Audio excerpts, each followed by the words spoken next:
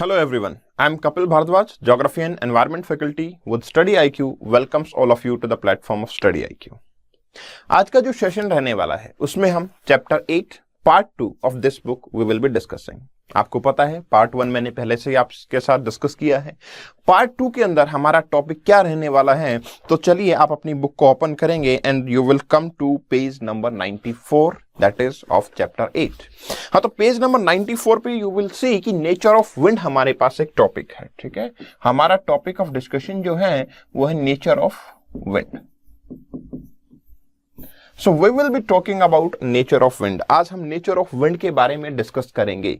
सो सबसे पहले तो हमें ये समझ आना चाहिए कि विंड एग्जैक्टली होता क्या है और किस तरीके से मूवमेंट देखने को मिलता है when it comes to wind. जब हम विंड के बारे में बात करते हैं तो कैसे विंड का मूवमेंट जो है वो ओरिजिनेट होता है, क्या ऐसे सर्कमस्टांसेस होते हैं जिनके अंदर विंड का ब्लो जो है वो शुरू होता है।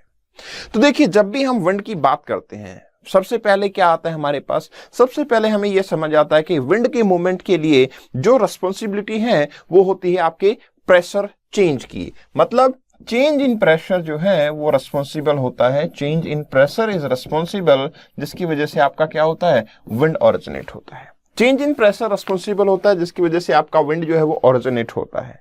अब ये चेंज इन प्रेशर तो दोनों डायरेक्शन में होता है। मतलब अगर मैं हॉरिजॉन्टली मूव करता हूं, अगर मेरा हॉरिजॉन्टल मूवमेंट होता है तो भी हमारे पास प्रेशर में चेंज देखने को मिलेगा, और अगर मेरा वर्टिकल मूवमेंट होता है तो भी मुझे चेंज इन प्रेशर देखने को मिलेगा।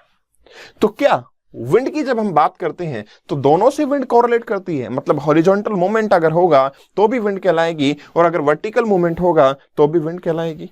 नो, ऐसा नहीं है। ओनली जब आपका हॉरिजॉन्टल मूवमेंट होता है इसी को हम विंड बोलते हैं। वर्टिकल मूवमेंट जो है आपका वो विंड नहीं कहलाता, वो असेंडेंस या डिसेंडेंस ऑफ विंड कहलाएगा। वो आपका असेंडेंस या डिसेंडेंस ऑफ एयर पार्शियल कहलाएगा, वो विंड नहीं कहलाएगा। तो ये बेसिक डिफरेंस सबसे पहले आपको समझना है कि जब भी आपका हॉरिजॉन्टल मूवमेंट हो रहा है with respect to the pressure gradient, pressure gradient के साथ में अगर आपका हॉरिजॉन्टल मूवमेंट हो रहा है तो ही आपको क्या बोला जाएगा, वो विंड कहलाएगा। अदरवाइज असेंडेंस या डिसेंडेंस होगा आपके एयर पार्शियल का। अब सवाल ये आता है, सबसे पहला सवाल ये आता है कि प्रेशर ग्रेडियंट जो है वो कैसे डेवलप होता है। तो प्रेशर ग्रेडियंट ऐसे डेवलप होता है, और ये प्रेशर ग्रेडियंट चीज क्या होती है।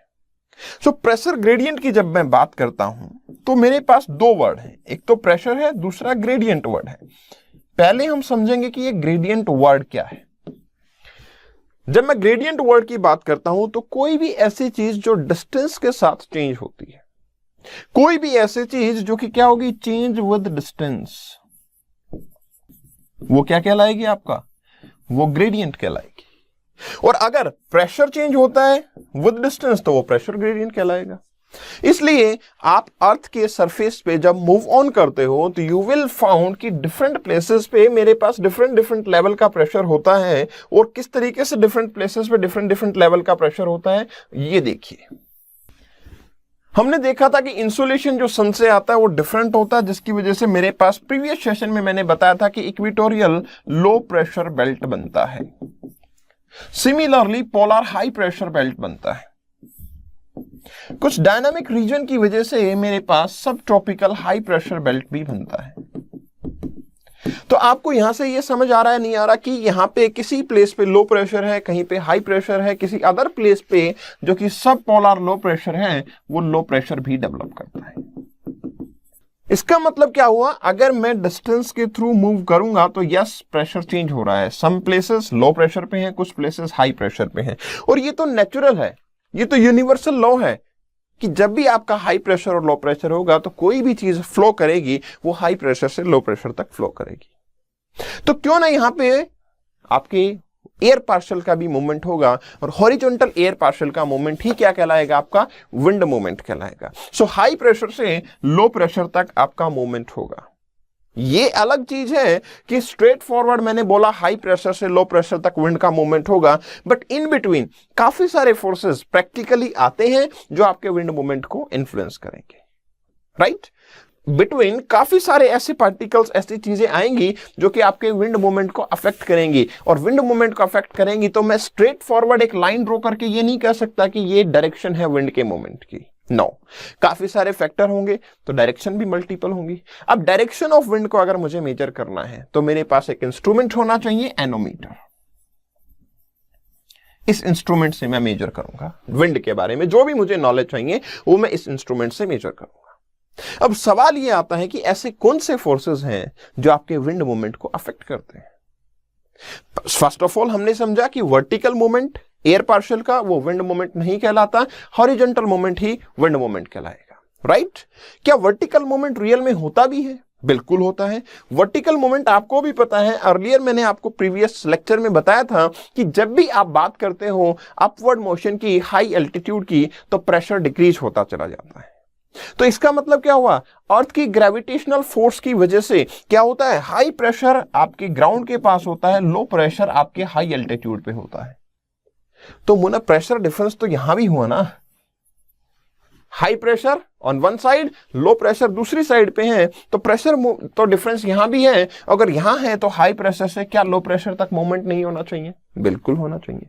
बट मैं ये बोल रहा हूं कि इसको हम विंड नहीं बोलते, तो सबसे पहला डाउट तो आपके दिमाग में ये आएगा और आना भी चाहिए कि अगर मैं इस मूवमेंट को विंड बोल सकता हूं तो why I am not calling this as wind.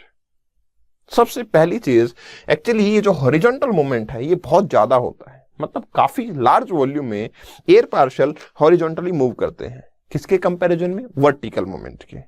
But ऐसा क्या हो गया कि हॉरिजॉन्टली ज्यादा मूवमेंट होता है और वर्टिकली नहीं? इसका एग्जांपल और इसका सॉल्यूशन आपका कौन देगा? Gravitational force of earth. Gravitational force of earth क्या बताता है? Gravitational force of earth, gravitational force of earth हमेशा डाउनवर्ड में इनेक्ट करता है। इसलिए यहां पे हुआ क्या, हाई प्रेशर, ऊपर क्या है, लो प्रेशर। विंड मूवमेंट मैंने माना कि जेन्युइनली ऊपर होना चाहिए, बट अनफॉर्चुनेटली यहां पे डाउनवर्ड डायरेक्शन में ग्रेविटेशनल फोर्स लग रहा है, जो कि क्या करता है, एयर पार्शियल को बाउंड करता है to stay in the horizontal direction, to stay over here in horizontal direction, to stay at the lower place. इसलिए क्या होगा, वर्टिकल मूवमेंट बहुत कम होता है। बहुत कम होगा तो वो असेंडेंस या डिसेंडेंस ऑफ एयर पार्शियल ही कहलाएगा, वो आपका विंड मूवमेंट नहीं कहलाएगा। अब सवाल ये आता है कि डायरेक्शन ऑफ विंड मूवमेंट और स्पीड को कौन अफेक्ट करता है।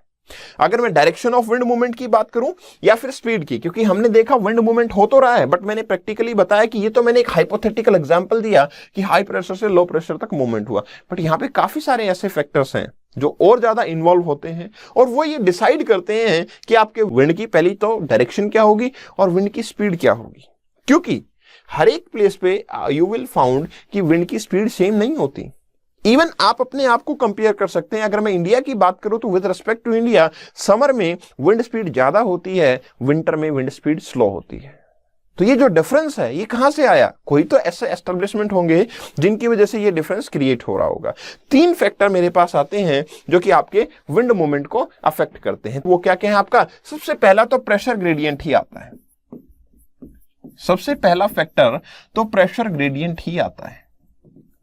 दूसरा फैक्टर मेरे पास आता है, वो होता है कोरियोलिस फोर्स।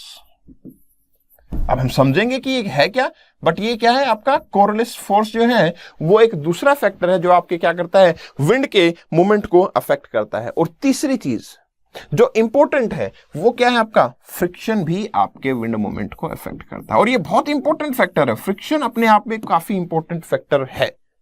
अब ये देखते हैं हम कि प्रेशर ग्रेडियंट, कोरियोलिस फोर्स और फ्रिक्शन ये किस तरीके से आपके विंड मूवमेंट को डिसाइड करने में इन्वॉल्व होते हैं। चलिए बात करते हैं सबसे पहले प्रेशर ग्रेडियंट की। तो जैसा पहले मैंने बताया आपको कि when it come to pressure gradient, जब आपकी बात आती है किसकी, प्रेशर ग्रेडियंट की, तो प्रेशर ग्रेडियंट फोर्स क्या था, डिस्टेंस के साथ प्रेशर का change with respect to distance. Distance के साथ प्रेशर का चेंज जो होता है वो आपका क्या कहलाएगा, प्रेशर ग्रेडियंट। एग्जाम्पल, आपने बलून में एनी हाउ एयर को फिल किया। जब बैलून में एयर को फिल किया, once the balloon will be blasted, जब बैलून फूटेगा तो क्या होगा, एयर बैलून से बाहर आएगी। या फिर आप किसी भी तरीके से बैलून को छोड़ दो, ओपन कर दो, तो क्या एयर बैलून से बाहर नहीं आएगी? बिल्कुल। आप अपनी गाड़ी के टायर की वॉल हटाओगे तो क्या एयर बाहर से टायर में जाना शुरू होगी या टायर से बाहर आएगी? बिल्कुल टायर से बाहर आएगी। क्यों आ रही है? क्योंकि टायर में प्रेशर ज्यादा था, एटमॉस्फेयर में प्रेशर कम है, इसलिए हाई प्रेशर से हर एक चीज लो प्रेशर की तरफ फ्लो करती है, चाहे वो कैसा भी लिक्विड हो। आप एग्जाम्पल अपने टैप का ले सकते हैं। You will open the tap, आप अपने टैप को ओपन करते हैं, आपको क्या होगा, क्या महसूस होगा, क्या देखेंगे आप? प्रैक्टिकली आप देखेंगे कि पानी जो है वो नीचे आना शुरू हो गया है। किस तरीके से पानी नीचे आना शुरू हुआ?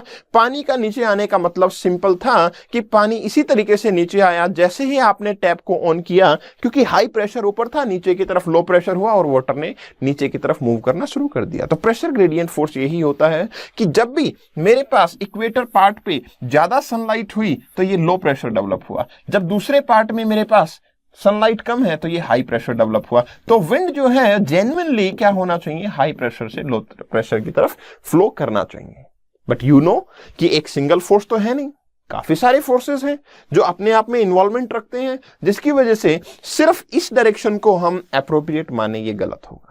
तो दूसरा फैक्टर देख लेते हैं। दूसरा फैक्टर मेरे पास आता है कोरोलिसिस फोर्स। अब ये क्या होता है? ये तो हमने पहली बार सुना है कि कोरोलिसिस फोर्स नाम की भी कोई चीज है।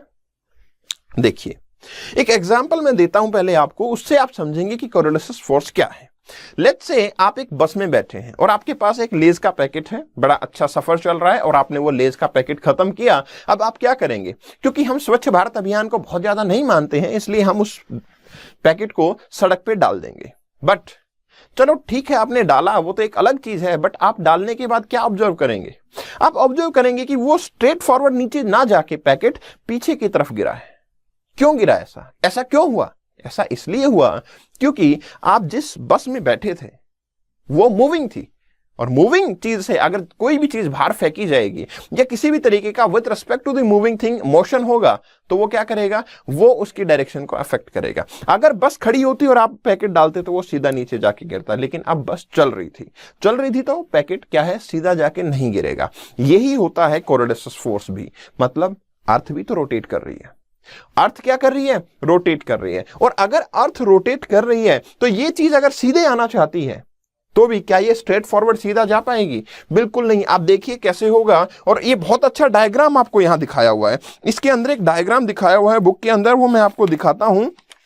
ये डायग्राम देखें, you will open this diagram और आप ये देखेंगे कि कोरोलिसिस फोर्स किस तरीके से आपके रोटेशन ऑफ अर्थ से आता है और किस डायरेक्शन में इसका इफेक्ट देखने को मिलता है, वो मैं बताता हूं आपको। बट आप डायग्राम अपना ओपन रखेंगे, पेज नंबर 96 पे ये डायग्राम है, देखें यहां पे। अच्छा, आप सबको ये तो पता ही है कि अर्थ का डायरेक्शन ऑफ रोटेशन क्या है। अर्थ का डायरेक्शन ऑफ रोटेशन है वेस्ट से ईस्ट की तरफ। सही है? बिल्कुल सही है। Anti clockwise direction of rotation होता है। अब मैं मानता हूं कि हाई प्रेशर यहां से और लो प्रेशर नीचे की तरफ, लेट्स से विंड चली जाती है, ठीक है। लेकिन आपको भी पता है कि अर्थ का रोटेशन तो वेस्ट से ईस्ट की तरफ है। वेस्ट से ईस्ट की तरफ है, तो आपको ऐसा रियलाइज नहीं हो रहा कि ये जो विंड आ रही थी ये इस डायरेक्शन में टिल्ट होगी, बजाय कि सीधा जाने के ये टिल्टेशन इस डायरेक्शन में होगा या नहीं होगा। यहां डायग्राम में देखें, इस डायग्राम में आप देखेंगे तो आपका टिल्टेशन यहां पे आपको नजर आएगा। सिमिलरली ये तो हुई नॉर्दर्न हेमिस्फीयर की बात। अगर मैं सदर्न से हेमिस्फीयर से बात करता हूं तो इधर की तरफ मोशन है। अब जब इधर की तरफ मोशन है तो अगेन विंड इस तरीके से, आपकी रोटेशन ऑफ अर्थ इस तरीके से है, तो ये एयर पार्शल इस तरीके से जाने की बजाय इधर की तरफ जाएगा। तो आप क्या देखते हैं?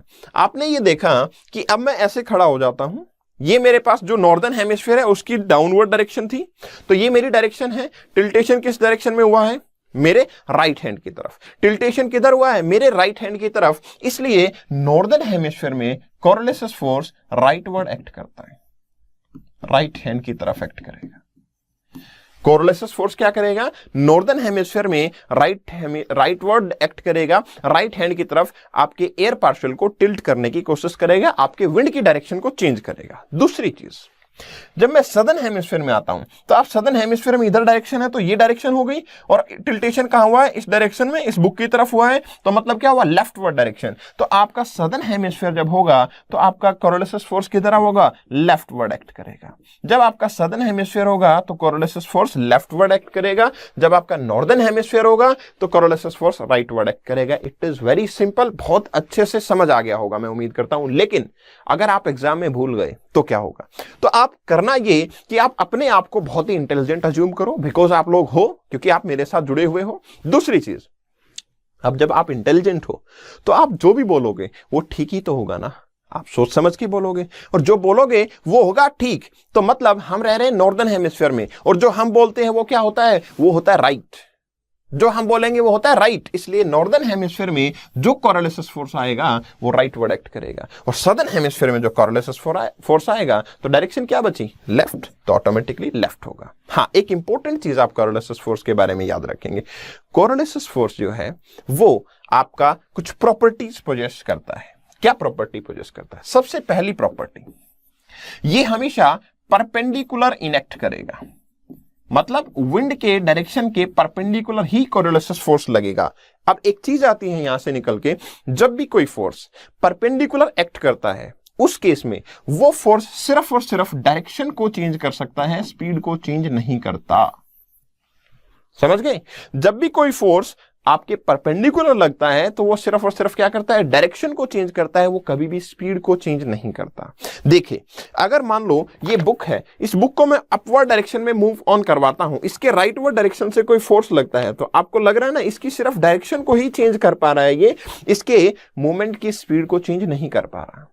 समझ रहे नहीं समझ रहे? सो बेसिक चीज सबसे पहले कि आपका कोरोलिसिस फोर्स परपेंडिकुलर एक्ट करेगा। परपेंडिकुलर करेगा तो फिर क्या होगा, ये सिर्फ डायरेक्शन को चेंज करेगा, कभी भी क्या चेंज नहीं करेगा, स्पीड को चेंज नहीं करेगा। दूसरी चीज, कोरोलिसिस फोर्स की जो एम्पलीट्यूड है वो अगर आप अवे फ्रॉम इक्वेटर जाते हैं वो इंक्रीज करेगी, अवे फ्रॉम इक्वेटर वो इंक्रीज करेगी। ये लिखा हुआ है आपकी प्रॉपर्टीज में, आप बुक में पढ़ लेंगे बाद में। तो away from equator if you will be moving, तो आपका क्या होगा, कोरोलिसिस फोर्स की एम्पलीट्यूड इंक्रीज करेगी। ऐसा क्यों होता है? ऐसा इसलिए होता है कि जब भी आपका एक्सिस ऑफ रोटेशन जो होता है ना, उससे आप जितना दूर जाएंगे उसी तरीके से परपेंडिकुलर फोर्स का इनेक्टमेंट बढ़ जाता है। मैं आपको दिखाना चाहता हूं कि किस तरीके से बढ़ेगा। यहां पे देखें, आप एक इमेजिनेशन लें, लेट्स से आप अपने बेडरूम में बैठे हैं और बेडरूम के अंदर आपका जो डोर है उसको आप ओपन करना चाहते हैं, तो आपको क्या मिलेगा, एक हैंडल मिलेगा, आप उसको पकड़ेंगे और अपनी डोर को ओपन करेंगे। बट मेरा सवाल क्या है, मेरा सवाल यह है कि कभी भी आपने यह देखा है कि आपका जो हैंडल है, डोर हैंडल जो है, वो उधर की डायरेक्शन में ही हो जहां पे आपका डोर फिक्स है? नहीं, कभी ऐसा नहीं होता। हमेशा जिधर डोर फिक्स है उसके अपोजिट डायरेक्शन में आपका हैंडल होता है। सवाल आता है ऐसा क्यों है? ऐसा इसलिए है क्योंकि एक्सिस ऑफ रोटेशन जो है, क्योंकि जहां से डोर फिक्स है वहीं से तो एक्सिस ऑफ रोटेशन है। एक्सिस ऑफ रोटेशन से हम जितने दूर चले जाएंगे उतना ही फोर्स का एक्शन ज्यादा रहेगा। इसलिए आपका जो बड़ा सा डोर होता है, जो आपके घर का मेन डोर है, उसको अगर आप खोलना चाहते हो, उसको थोड़ा सा धक्का दे दो आप, वो अपने आप ही खुलता चला जाएगा। हॉरर मूवीज में देखा होगा ना, हवा से भी डोर खुल जाते हैं बड़े बड़े, तो वो किस तरीके से खुलते हैं? वो इसी तरीके से खुलते हैं क्योंकि वो आपका एक्सिस ऑफ रोटेशन से काफी दूर फोर्स इनेक्ट हो रहा था। अब मेरी अर्थ की जब मैं बात करता हूं तो अर्थ पे क्या है, एक्सिस ऑफ रोटेशन इक्वेटर की तरफ है। अगर मैं पोल की तरफ जाऊंगा तो मैं काफी दूर जा चुका हूं इससे, इसलिए क्या होगा, आपका इनेक्टमेंट आपके कोरोलिसिस फोर्स की एम्पलीट्यूड का ज्यादा होगा। इसलिए कोरोलिसिस फोर्स यहां पे ज्यादा स्ट्रॉन्ग होता है पोल पे, और इक्वेटर पे 0 के बराबर रहेगा। ठीक है, इक्वेटर पे क्या रहेगा, 0 के बराबर। तीसरी चीज, higher the speed more will be Coriolis force. This is also important. Higher the speed, more will be the Coriolis force. अब इसका क्या मतलब है? इसका मतलब यह है कि अगर स्पीड ज्यादा होगी तो कोरोलिसिस फोर्स भी ज्यादा होगा, अगर स्पीड ज्यादा होगी तो कोरोलिसिस फोर्स भी ज्यादा होगा। एक्चुअली एम्पलीट्यूड तो सेम ही रहती है, एक्शन ज्यादा हो जाता है। जैसे अब आप ये सोचो, अगर आपकी कोई, आप तेज से दौड़ रहे हो, आप काफी धीरे धीरे दौड़ रहे हो, एक एग्जांपल, आप काफी धीरे धीरे चल रहे हो, मैंने आपको साइड से धक्का दिया तो क्या होगा? कुछ नहीं, थोड़ा सा आप डिस्प्लेस हो जाओगे, बस, इससे ज्यादा तो कुछ नहीं होने वाला। बट अब आप स्पीडली जा रहे हो, लेट्स से आप किसी बाइक पे, 2 व्हीलर पे, 3 व्हीलर, 4 व्हीलर पे ट्रेवल कर रहे हो, उस केस में क्या होगा, अगर परपेंडिकुलरली किसी ने आके हल्का सा भी टच कर दिया, उस केस में भी आपका क्या होगा, आपकी मैग्नीट्यूड, आपकी डायरेक्शन इतनी स्पीड से चेंज होगी कि आपको पता भी नहीं लगेगा। ऐसे ही तो एक्सीडेंट होते हैं, क्योंकि speed basically thrills but it kills, right? So basically जब भी स्पीड इंक्रीज होती है तो कोरोलिसिस फोर्स का इनेक्टमेंट, उसका जो एम्पलीट्यूड, उसकी जो आउटपुट है वो भी ज्यादा होती है। तो स्पीड के साथ कोरोलिसिस फोर्स का इफेक्ट जो है वो बढ़ जाता है। तो अगर कोई विंड ऐसी है जो काफी ज्यादा स्पीड से मूव कर रही है, उसके ऊपर कोरोलिसिस फोर्स भी ज्यादा रहेगा, राइट? अब तीसरा फोर्स मेरे पास आता है। तीसरा फोर्स हमारे पास क्या था? फ्रिक्शन। मैंने आपको 3 फोर्स बताए थे, प्रेशर ग्रेडियंट, कोरोलिसिस फोर्स, और तीसरा फोर्स मेरे पास क्या आता, फ्रिक्शन फोर्स। फ्रिक्शन भी आपकी विंड की रोटेशन, विंड के मूवमेंट के अंदर आपका रोल प्ले करता है। अब ये फ्रिक्शन होता क्या है? फ्रिक्शन क्या होता है? फ्रिक्शन ये है कि एक सरफेस जब दूसरे सरफेस के टच में होता है और with respect to another surface move on करता है, तो फिर क्या होगा, जो एडहेसिव प्रॉपर्टी है सरफेस की वो उसको अपोज करती है और उसी को फ्रिक्शन बोलते हैं। एक आपके पास कोई ब्लॉक है और दूसरे ब्लॉक के ऊपर रखा हुआ है, आप उसको अपना पुल या पुश करते हो तो आपको थोड़ा सा फोर्स लगाना पड़ेगा। वो फोर्स क्यों लगा रहे हो? क्योंकि फ्रिक्शन फोर्स को ओवरकम करने के लिए फोर्स लगाना पड़ रहा है। अगर कोई ऐसी चीज है जिसका फ्रिक्शन फोर्स कम है तो आपको कम फोर्स लगाना पड़ेगा। अगर फोर्स ज्यादा लगा रहे हो तो मतलब सरफेस का फ्रिक्शन फोर्स ज्यादा है। अब एक चीज है जो बहुत इंपॉर्टेंट है, यहां से समझने वाली है। आप ये सोचो कि अगर मेरे पास ये अर्थ सरफेस है, लेट्स से ये अर्थ सरफेस है, और यहां पे विंड का मूवमेंट मुझे देखने को मिल रहा है, तो विंड का मूवमेंट सिर्फ सरफेस के पास तो होता नहीं है, वर्टिकल भी होता होगा, यहां भी होता होगा, थोड़ा हाइट पे भी होता होगा। सही है नहीं है? हाइट पे भी आपका विंड तो मूवमेंट होता ही होगा, बिल्कुल होता है। इसलिए अब आप मुझे सोच के ये बताओ, अगर आपका फ्रिक्शन फोर्स की मैं बात करूं स्पेसिफिकली, तो आपके सरफेस से, सरफेस ही तो अंडरलाइंग है, इसी से तो फ्रिक्शन क्रिएट होगा। तो आपको फ्रिक्शन यहां ज्यादा होगा, एट फर्स्ट पोजीशन ज्यादा होगा, या यहां पे आपकी सेकंड पोजीशन पे फ्रिक्शन फोर्स ज्यादा होगा? फ्रिक्शन फोर्स फर्स्ट पे क्या होगा, लार्जेस्ट होगा, हाईएस्ट होगा। यहां पे फ्रिक्शन फोर्स हाईएस्ट होगा। अगर फ्रिक्शन फोर्स यहां पे हाईएस्ट होगा तो यू कैन इमेजिन फ्रिक्शन तो हमेशा क्या देता है, अपोजिशन। तो यहां पे विंड स्पीड क्या मिलेगी, लो। अपर एटमॉस्फेयर में विंड स्पीड क्या मिलेगी, हाई। अपर एटमॉस्फेयर में जो विंड स्पीड होगी वो होगी हाई, और आपके लोअर एटमॉस्फेयर में जो विंड स्पीड होगी वो होगी लो। इसीलिए आपकी जो लोअर एटमॉस्फेयर में जो विंड है उसको हम विंड के नाम से जानते हैं। बट मैं थोड़ी देर में नेक्स्ट सेशन में आपको पढ़ाऊंगा एक टाइप ऑफ विंड के बारे में, उसमें मैं आपको बताऊंगा कि कुछ जेट स्ट्रीम्स भी होते हैं। जो आपकी अपर एटमॉस्फेयर में विंड होती है उनको हम जेट स्ट्रीम्स बोलते हैं। अब आपको ये लग रहा होगा कि ये कैसा नाम है, जेट स्ट्रीम्स, इससे क्या मतलब बनता है? जेट स्ट्रीम्स, विंड का कोई नाम होता है जेट स्ट्रीम? एक्चुअली विंड का नाम जेट स्ट्रीम वहां इसलिए रखा गया है क्योंकि वो विंड इतनी स्पीड से मूव करती है जितनी स्पीड से आपके जेट मूव करते हैं। जेट जितनी स्पीड से मूव करते हैं उतनी स्पीड से वो विंड भी मूव करती है, इसलिए हमने उसको क्या बोला, जेट स्ट्रीम्स नाम दे दिया। इसलिए हमने उसको नाम दिया है जेट स्ट्रीम्स। तो ये 3 फोर्सेस ऐसे हैं जो आपकी अफेक्ट करते हैं किसको, आपके विंड मूवमेंट को। तो यहां पे आपको बहुत अच्छे से ये मेंशन है कि विंड स्पीड किस किस तरीके से आपकी इनेक्ट होती है। अब देखो कई बार क्या होता है, एक और फोर्स भी आ जाता है। वो फोर्स कैसे आता है? वो फोर्स तब आता है कि हॉरिजॉन्टल मूवमेंट की बजाय अगर विंड का मोशन कैसा हो, सर्कुलर हो। ये स्पेसिफिक कंडीशन है, ये हर बार नहीं होता, ये स्पेसिफिक कंडीशन है। इफ सर्कुलेशन है विंड का, मतलब विंड सर्कुलेटरी मोशन में है, कब होती है, साइक्लोन के टाइम पे। साइक्लोन जब फॉर्म होता है तो सर्कुलेटरी मोशन ही तो होता है। तो सर्कुलेटरी मोशन होगा तो फिर विंड इस तरीके से मूव कर रही है। जब भी सर्कुलेटरी मोशन होता है, किसी भी चीज का सर्कुलेटरी मोशन लगाओ, जब भी सर्कुलर मोशन होगा तो एक और फोर्स आ जाता है जिसको बोलते हैं सेंट्रीपिटल फोर्स। ये फोर्स क्या होता है? ये फोर्स होता है जो कि उस विंड के एयर पार्शल को सेंटर की तरफ मेंटेन रखता है। मतलब किसी भी सर्कल पे मूव करने के लिए मुझे एक फोर्स की रिक्वायरमेंट होती है जो सेंटर की तरफ लगता है, उसी को क्या बोलता हूं, सेंट्रीपिटल फोर्स बोलता हूं। तो ये फोर्स फोर्थ फोर्स है जो कि विंड की डायरेक्शन को ही चेंज करेगा, लेकिन ये तभी आएगा जब विंड सर्कुलेटरी मोशन में है। इसलिए ये ऑल टुगेदर ऑलवेज नहीं होता, बट हाँ प्रीवियस 3 फोर्सेज जो है वो हमेशा इनेक्ट रहेंगे। अब एक और इंपॉर्टेंट चीज है लास्ट में जो बताना चाहूंगा मैं, कि जो आपका कोरोलिसिस फोर्स था वो आपके विंड पे जब लगेगा और एक ऐसी कंडीशन एस्टेब्लिश हो जाएगी कि विंड जो है वो पैरेलल टू आइसोबार्स हो जाए। अगर कोई विंड आपके पैरेलल टू आइसोबार होती है तो वो विंड क्या कहलाती है, जियोस्ट्रॉफिक विंड कहलाती है। अगर कोई विंड आपके पैरेलल टू आइसोबार मूव करती है तो विंड क्या कहलाएगी, जियोस्ट्रॉफिक विंड कहलाएगी। ये आइसोबार्स क्या होते हैं? आइसोबार्स वो लाइन होती हैं जो कि सेम प्रेशर पॉइंट्स को मीट करती हैं, line meeting same pressure points. तो ये आपका विंड ओरिजिन है जो हमने देखा, और यहां पे हमने देखा कि मल्टीपल हमारे क्या क्या फैक्टर हैं जो आपके विंड को अफेक्ट करते हैं।